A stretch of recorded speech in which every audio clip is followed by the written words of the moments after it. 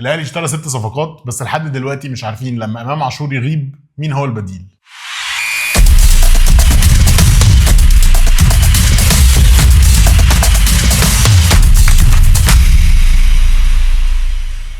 اهلا بيكم في حلقه جديده من صباح الصياح، والنهارده الصياح اهلاوي بلا اي منافسه. ازيك يا حوده؟ ازيك يا تيكو؟ عامل ايه؟ الحمد لله زي الفل. الاهلي تعادل مع البنك الاهلي 1-1. نتيجه طبعا سيئه جدا. انت لسه جايب صفقات كتير فكله كان متوقع بقى ان عايزين بقى نشوف المهاجم الجديد والمدافعين الجداد الكتير اللي شفنا المهاجم الجديد. فللاسف الماتش خلص 1-1. فشفت الماتش ازاي؟ هي يعني شفت الماتش بعيدا عن النتيجه، لان الكارثه مش في النتيجه. هو يعني الكارثه الحقيقيه واحنا داخلين على ايه، لان الموضوع ما يطمنش. يعني لو احنا هنتكلم عن الماتش بالتفصيل خلينا نقول خط. ايه رايك نمسك خط؟ تعال نبدا بالتشكيل. انا اول ما شفت التشكيل استغربت قوي. حسيت ان الراجل يعني انت هتلاعب بنك الاهلي اللي هو فرقه مش قليله ومدرب محترم ايمن الرمادي. حسيت كده من تشكيل الاهلي يعني تشكيل هجومي قوي زياده عن اللزوم. حتى السنتر باكات بتوعك 2 مش اقوياء قوي دفاعيا. حسيت الاهلي كان عنده مشكله في الكور العاليه مع بيكهام وياسين مرعي، بالذات اللي بيلعب عليهم اوفا اللي هو طويل جدا ومن احسن اللعيبه في الكور العاليه في الدوري عامه. فحسيت ان التشكيل فيه مشكله، بالذات برضو يعني انت شلت ديانج لسبب انك عايز تريحه او ايا كان، حطيت مكانه بن رمضان، 2 مختلفين تماما عن بعض. ديانج مجهود رهيب واحنا بقى لنا فتره لما ديانج لعب جنب مروان نص ملعب الاهلي بن رمضان مش شايف قدامه. فعملنا كاس رمل مش قادر يجري. مش عارف ايه اللي حصل له يعني. ما اعرفش. هو لعب الماتشين بتوع كاس العالم ما اعرفش. هو يعني طمعنا ماتش كاس العالم دول بعد كده خلاص. فطب هقول لك حاجه، يعني بص انا متفق معاك جدا في اللي انت قلته، ولكن انا ما عنديش مشكله في الفكره. يعني هو ايه، انا فهمته. يعني هو واضح الراجل عايز يعمل ايه، عايز يحط مروان عطيه يثبته في النص، اللي هو انا في الدوري المصري يعني حاجات من اللي احنا كنا مديني بيها زمان. انت في الدوري المصري هو للاسف ممكن يكون عملها قدام الفريق الغلط. معايا زيزو ومعايا بن رمضان، كل واحد بيميل ناحيه. يعني احنا شفنا الشوط الاول زيزو مايل ناحيه اليمين، بن رمضان مايل ناحيه الشمال. هما اللي واحد مع بن شرقي وواحد مع تريزيجيه. بس هو نسي حاجه مهمه جدا، وانا اعتقد ان هو مش نسي، هو عارف اللي هو ايه. انا عاجبني جدا طريقه اللعب والخطه، بس التوظيف ذات نفسه في مشاكل كبيره جدا. اولا انا هبتدي من ورا بقى، يعني انا عكسك بقى، سيبك من الحته اللي قدام دي خالص، انا ما عنديش مشكله. بس انا شايف ان المشكله كانت من ورا. اولا في الباكين بتوعك، خلاص الباكين بتوعك انت هتلعب بمروان عطيه لوحده، فانت طبيعي ان الباكين دول لازم يكونوا اقوياء جدا دفاعيا وهجوميا. اللي هو عيد وكوكا يعني خلاص. كوكا ليه قصه تانية هنتكلم عليه، بس احمد عيد برضو يعني. طب انت عايز تبتدي، انا شايف طب ابتدي باحمد هاني، مش عشان احمد عيد وحش، ولكن عشان احمد هاني رجله في الملعب اكتر مع الفرقه. فانت هتلاقي مثلا ان كل هجمات البنك الاهلي في الشوط الاول بالذات ورا الاثنين دول هتلاقي ان مفيش حد بيروح معاهم الا لو سنتر باك لازم يعني لازم يضطر حد ياسين مرعي او بيكهام ان هو يروح يغطي وراهم. فبالتالي انت عندك العمق بيتفتح. فانت في لقطات كده في الماتش الاهلي بيدافع ب5 لعيبه بس.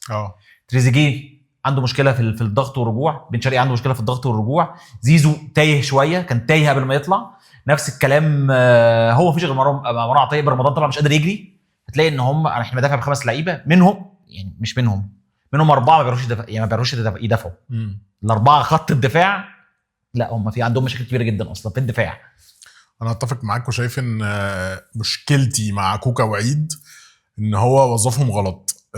بغض النظر احنا شايفين لعيبه كويسه ولا لا، بس انا شايف ان لعيب زي كوكا مثلا طول الماتش تقريبا لحد ما خرج هو بيلعب على الخط. كوكا ولا سريع ولا قوي ولا بيعرف يرفع. هو طول الوقت مع تريزيجيه على الخط وبيوفرلاب من ورا تريزيجيه علشان يحاول يدي فرصه لتريزيجيه ان هو يديله الكوره، او تريزيجيه هو بيديها له فعلا، او تريزيجيه يخش جوه بيديها له، بس في الاخر بياخدها في الكوره في العرضيه، اما في الاوت اما في رجل اللعيب. لان عمر ما كان كوكا بيعرف يرفع ولا كان هو الشخص اللي بيعرف يجري على الخط. لعيب مش سريع يعني. فكوكا كان احسن توظيف ليه لما لعب شويه كويس كان ان هو لما كان بيلعب باك شمال ان هو بيلعب ممكن يلعب في النص شبه انفيرتد، بيخش جوه اكتر من انه بيلعب على الخط. فانا شايف ان دي كانت مشكله، كونك تشوف ان كوكا اللعيب اللي هياخد الخط رايح جاي، دي كانت بالنسبه لي مشكله. العكس بقى الناحيه الثانيه، هو خلى احمد عيد، يعني في الاول كان زيزو بالطرف يمين زي ما انت بتقول، اتكررت مره مرتين ثلاثه وبعد كده اتقفل عليها، فاصبح الحل البديل هو ان عيد بيخش لجوه عشان يفضي بن شرقي يستلم لوحده على الخط. صح. انا شايف ان عيد، يعني انا ما اتفرجتش عليه كتير، بس انا شايف ان عيد اكتر لعيب بيلعب على الخط. بالعكس مظبوط، انا معاك. هو خلاه لعيب بيلعب لجوه، فهو عكس الدورين بتوع كوكا واحمد عيد، وكأن تحس كده ان هو الراجل يعني مش عارف ايه احسن حاجه ممكن ياخدها من اللعيبه دي، فده سبب مشكله في ان اللعيبه دي تساعدك في انك تخرج من الكوره. يعني هضيف كمان على الحته اللي انت قلتها، يعني الاهلي كان ليه شكل، عشان انا بس فكره الاصل هو المدرب، لا انا يعني هو باين قوي هو عايز يعمل ايه بس هو مش عارف يعمله. يعني انت هتلاقي طول الماتش احنا فاتحين الملعب على الاخر زي ما انت قلت بالظبط، سواء بالباكات او لو الباكات ضمت بيبقى بن شرقي او تريزيجيه خلاص. بس التوظيف هو يعني هقول لك بقى، انا خلصت الدفاع، انا هقول لك توظيف الهجوم بقى. انا عندي مشكله ان بن شرقي يلعب على اليمين، مشكله كبيره جدا، وعندي مشكله ان زيزو هو اللي يلعب في النص مكان امام عاشور خلاص يمكن، وعندي مشكله ان تريزيجيه يبقى متطرف قوي كده. يعني تريزيجيه خطورته زي الجون بالظبط، هو عايز يستلم على الكورنر بتاع على الحدود المنطقه كده، يعرف يودي يعرف يرقص. ست هتطرفه بعيد خالص، لا مش هتاخد منه حاجه، برغم ان تريزيجيه كان احسن حد في الماتش ومجهود رهيب، بس الانتاجيه اقل لانك مديله حته زياده محتاج يعملها بالظبط من على الخط، محتاج دريبل زياده، خطوتين زياده. لما راح له حسين الشحات الشوط الثاني وراح له بن شرقي، اصبح تريزيجيه عارف يخش لجوه اكتر، فوفرت عليه خطوه انه يخش ال 18 في وقت مناسب، بحيث ان هو يقدر ان هو يبقى عنده وقت اقل انه يشوط على الجون، وده اللي حصل في الجون بالظبط. صح، انا معاك. بس حتى بقى الشوط الثاني، يعني شوف توظيف اللعيبه الشوط الثاني، حسين الشحات نزل، حسين الشحات لعب على اليمين على الشمال، مع ان انا بشوف ان حسين الشحات لما بيلعب ناحيه اليمين بيبقى اخطر بكتير جدا، وبرده بن شرقي فضل ناحيه اليمين. بعد كده لقينا الثلاثه بيلعبوا ناحيه الشمال، كان في عشوائيه انا مش مبرره. يعني انا بالنسبه لي التغييرات ما عنديش اي مشكله فيها. فكره الجرأه ان انا هسحب مروان والعب بديانج لوحده وانزل واسحب مدافع وانزل المهاجمين، انا ما شفتش الحركات دي مثلا من ايام جوزيه، حاجات الجرأه ما عنديش مشكله، بس هو مش حشو خلاص. يمكن دي النقطه الوحيده اللي انا هاخدها على تغييرات. هي مشيت، لان كمان خلي بالك البنك وقعوا بدنيا، تعبوا صح معاك، بعد الدقيقه 70 خلاص ما بقوش حته ان هم يقطعوا الكره ويخرجوا بسرعه زي ما كانوا بيعملوا، وكان ممكن يعورونا جدا في المرتدات طبعا. فكان حظنا حلو ان هم تعبوا شويه وما عندهمش برضو، يعني ما كانش فيه غير ياو بس هو اللي نزل الشوط الثاني وكان بيحارب لوحده حرفيا، يعني بقيه اللعيبه كانت خلاص ماتت. فده كانت دي اللي ساعدت شويه ان يبان الراجل خد ريسك، عشان برضو حته الاصل خد ريسك والريسك نجح والاهلي بقى شكله احسن. هو ريسك عالي قوي، كان ممكن تتغفل عادي. لا صح، بس هقول لك حاجه، هو خد الريسك عشان هو شايف ان الفريق اللي قدامه ابتدت تقع. ما هو صح، كان لازم ياخد الريسك، بس انا بتكلم ليه اساسا احنا ما بنلعبش صح من الاول.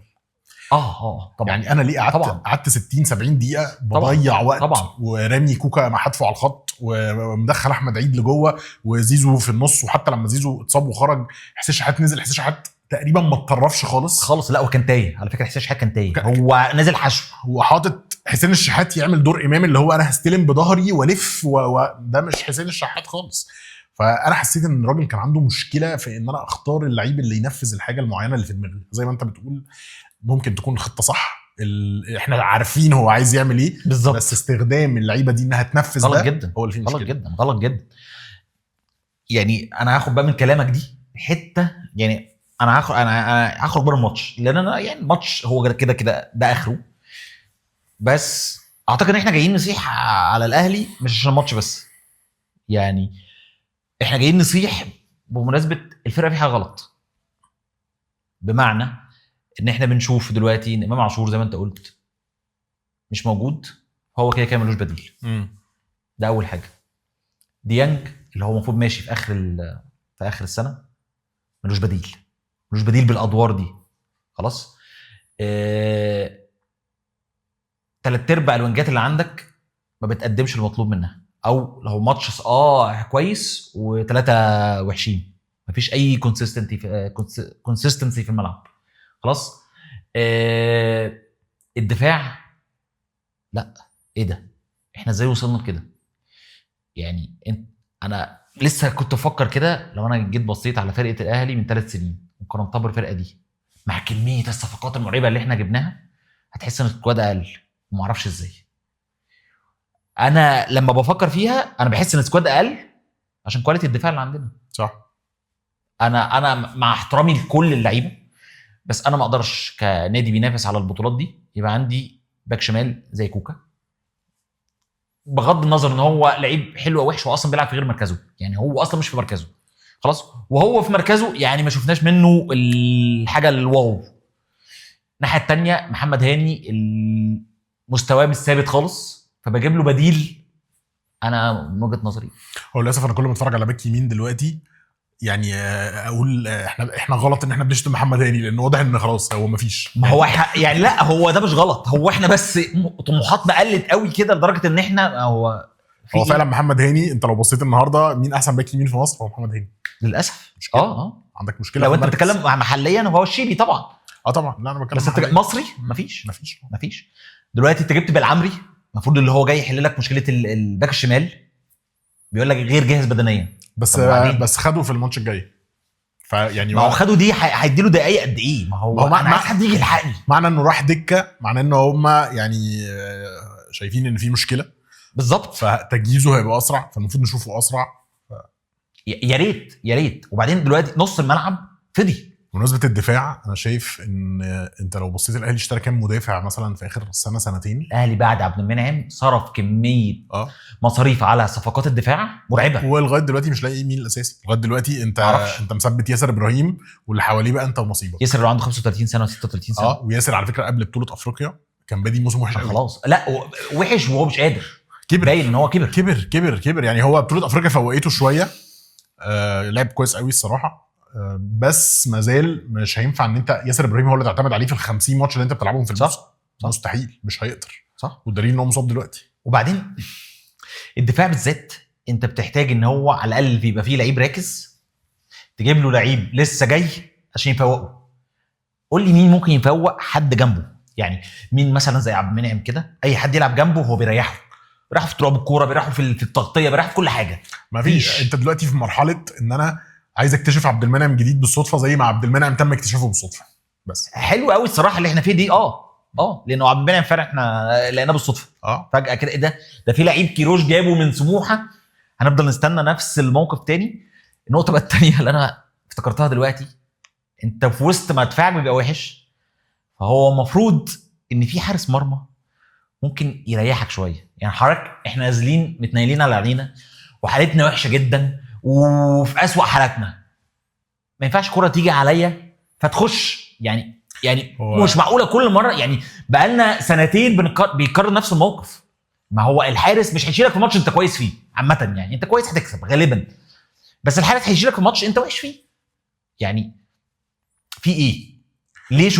ليه شوبير ما بيلعبش؟ هو الراجل قال لك امبارح، شوبير كبير طلع قال، مش عارف شوبير ولا حد تاني يعني، بس في حد قال في الاعلام ان خلاص هو الراجل اتفق مع شوبير، مع مصطفى شوبير وشناوي، ان شوبير هيلعب افريقيا والشناوي هيلعب في الدوري.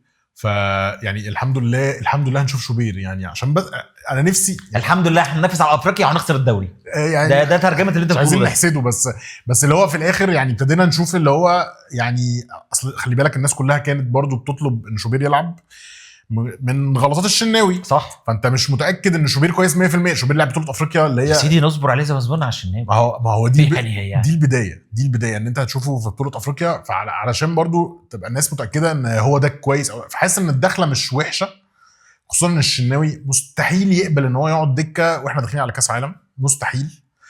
يعني هيعمل مشاكل اكيد، زي ما عمل قبل كده لما مش فاكر برضو حصل حوار قبل كده. يعني انا مستوعب اللي انت بتقوله، بس ومشاكل الجمهور. يعني انا مشاكلي كمشجع بيتفرج عليه. يعني انا مين يحل لي مشاكلي؟ انا ما اعرفش حضرتك. يعني مشكلتك انت هيسالك كاس عالم، انا مين يحل لي مشاكلي؟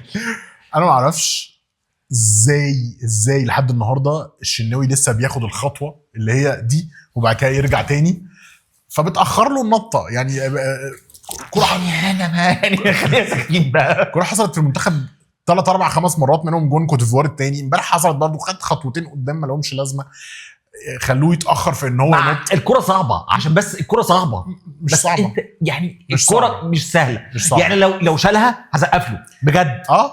بس المفروض حارس الاهلي يشيلها. المفروض بالظبط كده. هي النقطة في كده يعني خلاص الشناوي قتل بحسن يعني حرام والله. ما هو الشناوي قتل بحسن والدفاع قتل بحسن، ومشاكل الهجوم قتل بحسن، ونص الملعب قتل بحسن. وبعدين المشكله فين؟ ما تقوليش ان المشكله في المدرب. انا مش هقبل ان انا هقول المشكله في المدرب. ماتش البنك الاهلي المشكله في المدرب من وجهه نظري 100%. ماشي، ما هو المدرب معرض ان هو يلعب ماتش وحش، مش في يوم صح. ارى المنافس غلط، ان ابتدى بخطه غلط. اللي انا باخده على اللعيبه في الماتش ده زي ما قلت لك، التوظيف ان انت تختار لعيب يعمل دور هو مش بتاعه، دي مشكله مدرب 100%. بس انا هاخده على اللعيبه الماتش ده ان الاهلي كان بيخسر الالتحامات كلها تقريبا. صح. ما كانش في حد بيعرف يقطع الكوره غير مروان، ومش كتير. صح. يعني انت لو بصيت على كل اللعيبه اللي حوالين مروان عطيه، بن رمضان، بزيزو، بن شرقي، بحسين الشحات، بتريزيجيه، مفيش اي حد بيخش كده. يعني تريزيجيه سيء جدا. تريزيجيه يعني بيحزق كويس وراجل وروح والكلام ده، بس في الاخر هو مش لعيب مدافع، فمش هينفع ان انا اعتمد على ان تريزيجيه هو اللي يجيب لي الكوره بس. لا، انت في الاخر شكل التشكيل اللي نازل ده تشكيل بيلعب على ان انا لما الكوره تاخد مني انا هجري اجيبها بسرعه، عشان انا عندي كواليتي عالي قوي قدامه وسرعه تخليني اخلص. وده اللي احنا كنا بنلعب عليه عامه. بس يعني انت بقالنا الماتشات اللي فاتت كنا بنلعب على كده، بس انت مش عارف تقطع الكوره لان انت ما عندكش المره دي ديانج. انت ديانج ومروان عطيه هم اللي بيدوك الحته بتاعت وامام طبعا يعني في الضغط ان انا هجيب الكوره دلوقتي. فلما اجيب الكوره انا عندي مساحات لان جبت الكوره بسرعه. انت ماتش البنك الاهلي انت مش عارف تجيب الكوره بسرعه، فانت على ما بتجيب الكوره بيبقى خلاص البنك الاهلي وقف ورصص، فانت مش عارف تعدي. صح، انا معاك. بس انا هقول يعني هختصر لك اللي انا عايز اقوله في فكره ايه. انا مش بقول ان هي مش مشكله المدرب، ولكن المدرب ما عندوش التولز اللي تساعده. انت تحس سكواد الاهلي اسامي، عارف عامل زي مع الفارق حاجه شبه ريال مدريد، اللي هو انا عندي اسامي كبيره كويسه جدا، بس انت لو جيت تحط لي تشكيل متوازن يكمل معاك السيزون، اللي هو تشكيل متوازن بدبس ببدايل، صعب جدا. ما عندكش يعني امام هو مش موجود، انتهى. انت مش لاقي حد. المفروض ان بديل امام هو بن رمضان، فانت عايز تريح ديانج فلعبت بن رمضان ورا، فمش لاقي، فاضطريت انك تلعب، رجعت تلعب زيزو 10 اللي احنا كنا بنقول انها مش احسن حاجه. فلما زيزو اتصاب ما لقيتش غير حسين الشحات اللي هو اصلا ما بيلعبش 10، فالسكواد فعلا فاضي. ورحت في الاخر اشتريت 6 لعيبه منهم 4 مدافعين ولا لعيب نص ملعب ولا لعيب نص ملعب، اللي هي اساسا اكتر مركز انت عندك فيه نقص. خلي بالك انا قلتها وهقولها تاني، ديانج ماشي يعني. شوف احنا عمالين نقول ايه، ما عدا ديانج محدش بيضغط، ما عدا ديانج محدش بيعمل اضغط، ما عدا ديانج. طب انت حضرتك هتعمل ايه من غير ديانج؟ يعني انت من غير ديانج بقى ومن غير امام عاشور مش عارف ايه اللي هيحصل له ده. يعني ده موال اصلا، يعني مش فاهم ليه لعيب ممكن يعمل في نفسه كده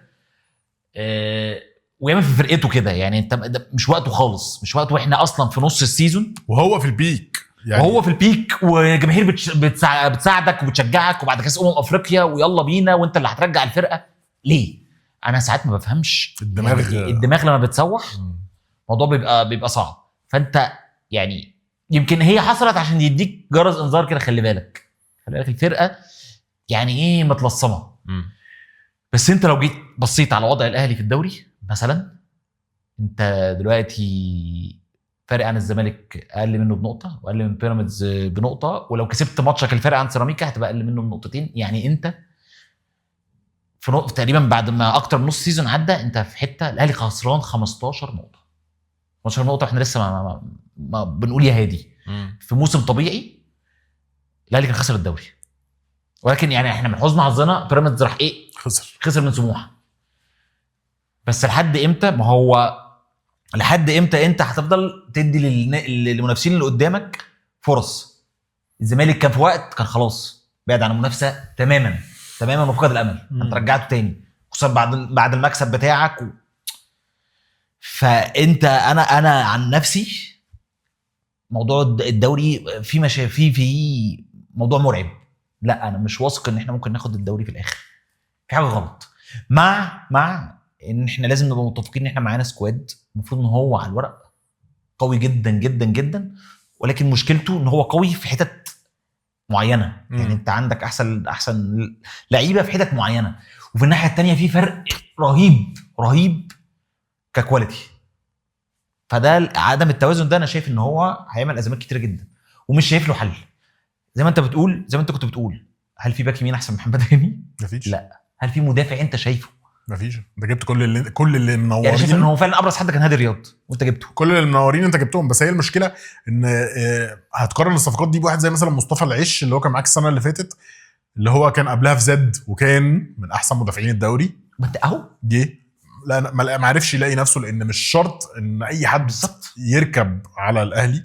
ممكن تبقى لعيب جامد، الاهلي او الزمالك ممكن تبقى لعيب جامد قوي، بس في الاخر انت مش عارف تستحمل الضغط. الموضوع حسيت ان هو كبير عليك، فمش عارف تأدي. زي مثلا مصطفى شلبي قبل الزمالك وبعد الزمالك هو لعيب تاني. يعني في الفتره ما قبل الزمالك الماتش الاخير كان ميسي بجد. هو مصطفى شلبي السنه دي عامل سيزون والله ميسي. على فكره هو قبل الزمالك كان ميسي برضه. هو راح الزمالك في حاجه سبحان الله يعني. لان ضغط الجماهير، انت لو عملت غلطه، لو ضيعت انفراد، لو ضيعت كره والجون فاضي، مش اي حد يستحمله، وعايز وقت وعايز صبر، والفرق الكبيره ما بتصبرش. يعني ده في العالم كله، ده مش بس اهلي وزمالك يعني. فهي بتبقى عايزه شخصيات معينه بمواصفات معينه. لكن هو دلوقتي في البنك الاهلي ما فيش حد. يعني لو لعب ماتش وحش ما حدش هياخد باله، لو لعب ماتش حلو ضد فرقه كبيره ما حدش هياخد باله برضه عادي يعني. هو عادي هو الا لو ضد فرقه كبيره. فرقه كبيره هينور. ففي الاخر هو يعني المزاج رايق دايما، بس مرتاح، مفيش حد فوق دماغك. فبتأدي. لو انت عندك امكانيات، مصطفى شلبي عنده امكانيات كبيره، لو انت عندك الامكانيات انت هتكمل عادي. مصطفى شلبي يعني السنه دي عامل يعني انا معجب بيه الصراحه من قبل الزمالك. وكنت متوقع له ان هو في الزمالك ينفجر يعني. ايوه. وعمل سيزون جامد قوي السنه دي، جايب جون كتير وواخد مان اوف ذا ماتش امبارح. لا هو كويس جدا الصراحه يعني. وبمناسبه ان احنا اتكلمنا على ان هو شخصيته مش ما استحملتش في الزمالك او الضغط او الكلام ده، فانا برضو يعني الجانب الايجابي من شخصيته هو ان مصطفى شلبي ده وصل انه فاته من الاوقات لما كان الزمالك بيلعب بيراميدز ضربات الجزاء، وكان رايح يشوط ضربه جزاء مهمه. كان مش فاكر كان انهي بطوله، السوبر او حاجه، ولا نهائي نهائي كاس. وكان داخل مصطفى شلبي يشوط، راح جمهور الزمالك كله ان هو اللي داخل يشوط. تخيل انت كلاعب داخل تشوط ضربه جزاء، جمهورك بيعمل فيك كده. صعب مستحيل يعني. انا يعني صعب قوي بني ادم يستحمل اللي بيحصل ده. لا بس عشان بس نبقى متفقين، هو الجمهور ما وصلش للمرحله دي غير بعد كتير. عشان بس يعني احنا برضو عندنا في لعيبه يعني خلاص معلش جبنا اخرنا. معلش في الاخر ده بني ادم وعنده بيت وهو في الاخر بيسعى ما اعرفش، انا اختلف معاك في الموضوع ده. وربنا مش موفقه وفي الاخر هو النهارده هو لعيب كويس هو لعيب كويس بس لا انا ضد. انا اختلف معاك في انا ضد ان انا رايح اشوط ضربه الجزاء اللي انا لو جبتها. هي مش الدرجات، هي اوفر برضو يعني. الزمالك هياخد الكاس لو ضربه الجزاء دي دخلت. الزمالك كان هياخد الكاس. هو انا مضيعها برضو. هي دي الفكره. بس الزمالك كان هياخد الكاس لو ضربه الجزاء دي دخلت. هل ينفع انا اقول على لعيب؟ هي صعبه بس هي انت بص، هي الجماهير بتوصل لمرحله خلاص انت مش قادر. زي اللي حصل يعني مع ماجواير مثلا في مانشستر، او مثلا مع الاهلي مثلا واحد زي مروان محسن قبل كده، وزيه كتير صلاح. عائله محسن كلها، هنقول عائله محسن كلها. فانت الجماهير، ما هو انا هصبر عليك مره واثنين وثلاثه واربعه. ما هو انا كمشجع انا بتعب يعني. بس اللقطه اي دي حاجه انا بتعب. انا معاك ان كده لما اللعيب يبقى وحش كتير اكيد الجمهور هيشتمه واكيد هينتقده. ده طبيعي. انا بس ده العالم كله. بس نقطه ان انا داخل اشوط ضربه الجزاء اللي هتجيب للفرقه البطوله فجمهوري بيشتمني، ده ضربه الجزاء اللي صعبه. الزمالك بياخد بطوله كل يعني بياخد بطوله كل قد ايه. هي صعبه.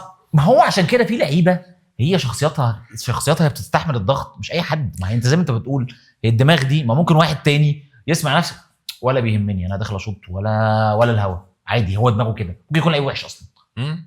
هي عشان كده المنتاليتي، عشان الناس اللي بتحب المنتاليتي لا بتفرق.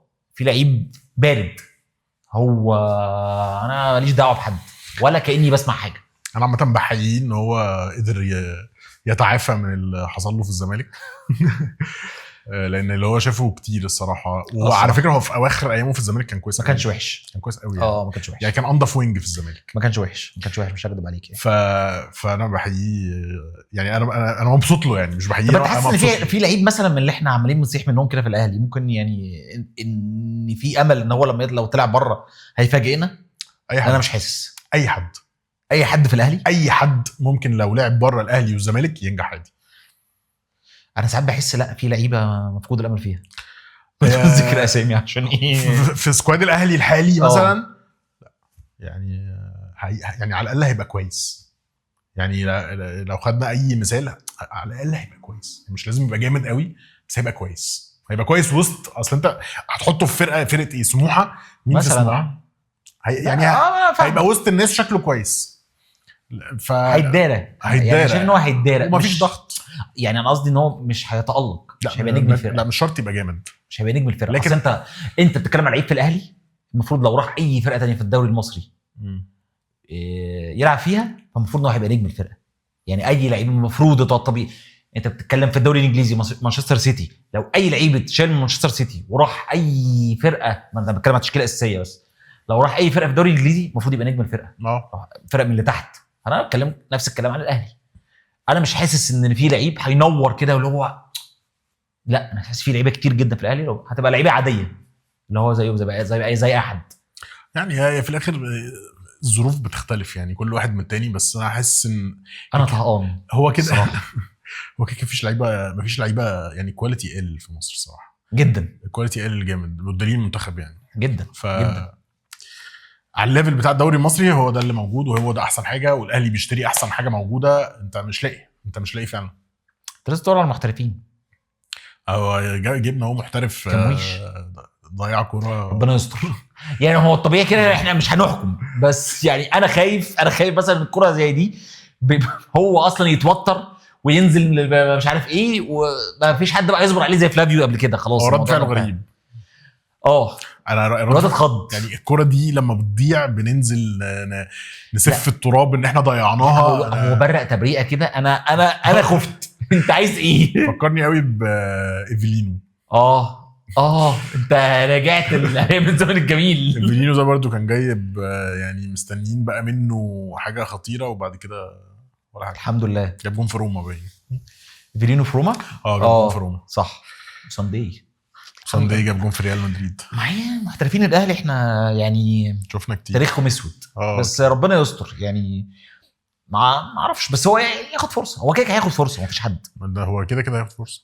هو من الشكل العام هو شكله لعيب جته يسند لك حلو. هو بيتحرك كتير يعني، هو بيتحرك كتير واضح يعني. هيبان اكتر، بس لسه كده مش هنحكم عليه. بس هو الميزه ان احنا واخدينه اعاره يعني، الحمد لله ابتدينا نتعلم شويه. هتجرب. طيب احنا هنخش على فقرتين جداد هيبقوا معانا كده كل اسبوع. اول فقره هي تقييم لعيبه عادي جدا لكل ماتش هيبقى موجود معانا بنتكلم عليه. والفقره الاخيره ودي هنسيبها مفاجاه في الاخر هي فقره الديك الذهبي، وهنشرح لكم لما نيجي نتكلم ايه هو الديك الذهبي. فخلينا نخش على تقييم اللعيبه. نبتدي بالشناوي. الشناوي ما جاش عليه حاجه غير الجون، والجون هو يتحمل منه جزء كبير. انا اديله مثلا 4 من 10. والله انت كريم. 2. كم؟ 2. احمد عيد انا شايف ان هو اتظلم في الجون، شايلينه الجون، بس اديله 4 من 10 برضه. يعني بص انا معاك. ممكن اخليها 5 بس عشان ده اول ماتش، مش اكتر من كده. كوكا 2. 1. ياسين مرعي 4. بيكهام 5. 3. مروان عطية 6. 7 كان كويس. زيزو لحد ما طلع يعني ما لحقش يعمل حاجه قوي، فممكن 5. 5. بن شرقي اتظلم في ناحيه اليمين، بس انا شايف ان هو كان سبب مهم في الجون اللي جه لما راح ناحيه الشمال، فممكن نديله 5 برضه. لا انا ممكن 6. تريزيجيه 8. 9 بسبب بجد روح. بجد. هو ده الاهلي. معلش يعني عشان بس سريعا، تريزيجيه شتم كتير جدا اول ما جه، بس هو بقاله فتره انا عايز لعيب الاهلي يبقى كده بغض النظر عن مستواه فنيا. برمضان 0. اتفق معاك يعني. انا ما فيش حاجه اتعملت. 0 كبير. هو ابن رمضان نزل الملعب كانه واكل فته والله العظيم. عارف يفكرني بمين؟ فاكر اجايف اخر ايام معانا لما كان بيقول لك هو شايل اكياس رمل؟ ايوه هو حاجه عامله زيه بالظبط قوي. لا كان وحش قوي، وحش قوي قوي قوي. 0 اذا ما كانش نيجاتيف. انا تحس ان هو لعيب يعني عالي. احنا بنلعب ناقصين. فاضل مروان عثمان. مروان يعني ما جالوش حاجه يعتبر خالص. ما عرفناش نوصل له الكوره يعني. ابتدى يفوق شويه لما كمويش حاجه غريبه قوي على فكره يعني. حاجه سيئه. انا شايف ان الحاجات اللي جات له هو اتصرف معاها كويس فهديله 5 يعني. هو فعلا 5 اللي هو ايه عارف اللي هو مشاركه. شاركت معانا يعني تعبت معانا والله. الموضوع صعب يعني. طيب اللي نزلوا اعتقد هو ديانج. انا شايف ان ديانج كويس يعني. يعني عمل اللي عليه. 6 من 10 يعني 7. حسين الشحات. حسين شحات يعني 6 عشان بس هو اللي عمل اسيست يعني. بس من غير الاسيست كان ممكن. بس انا شايف هو مظلوم. هو نزل تايه في الملعب. يعني هو ملوش، ما كانش ليه اي ادوار. فانا هتفق معاك في حته ال6 دي. ماشي نكمل مع البودلة. محمد هاني. محمد هاني الصراحه يعني ما حسيته اللي هو نيوترال يعني، ولا وحش ولا ما عجبنيش كويس على فكره. بس يعني عادي يعني. اديله 5 برضه. هديله 3. ما عملش اي حاجه. عمل كروس حلو.